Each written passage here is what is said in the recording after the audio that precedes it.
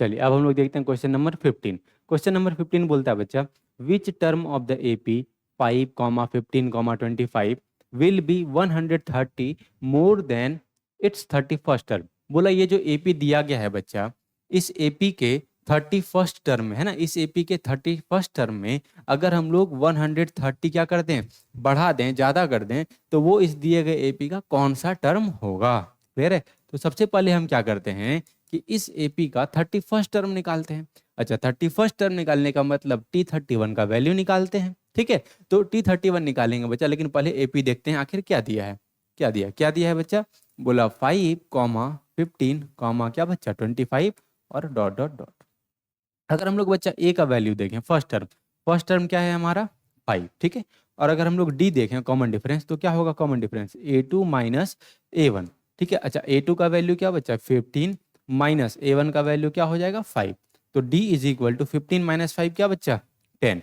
ए का वैल्यू आ गया हमारा 5 और डी का वैल्यू आ गया बच्चा हमारा 10, और हमको निकालना है 31st टर्म मतलब T31 निकालना है। ठीक है, तो अगर हम लोग Tn देखें तो Tn का फॉर्मूला क्या होगा A प्लस n-1 इंटू क्या बच्चा डी, और 31st टर्म निकालना है मतलब n की जगह 31 पुट कर देंगे, तो T31 इज इक्वल टू ए की जगह पुट करेंगे बच्चा 5 प्लस एन की जगह पुट करेंगे 31 माइनस 1 इंटू डी की जगह पुट करेंगे बच्चा 10, यानी कि T31 is equal to 5 plus 31 minus 1 क्या बच्चा 30 इंटू 10, यानी कि T31 is equal to 5 plus 30 into 10 क्या बच्चा 300, यानी कि अगर हम लोग देखें T31 का वैल्यू कितना हो जाएगा 305। ठीक है बच्चा, अब क्या बोल रहा है कि इसके 31st टर्म में कितना ज़्यादा कर दें 130 ज़्यादा कर दें। ठीक है, तो इसका 31st टर्म आया क्या 305, और इसमें 130 ज़्यादा कर दें तो क्या आएगा। तो अगर हम लोग देखें बच्चा रिक्वायर्ड टर्म, क्या देखें बच्चा रिक्वायर्ड टर्म, यानी कि इसके 31st टर्म में मतलब 305 में क्या ज़्यादा कर दें 130 ज़्यादा कर दें तो क्या आएगा। तो अगर हम लोग देखें बच्चा ये हो जाएगा 534, यानी कि क्या आएगा 435।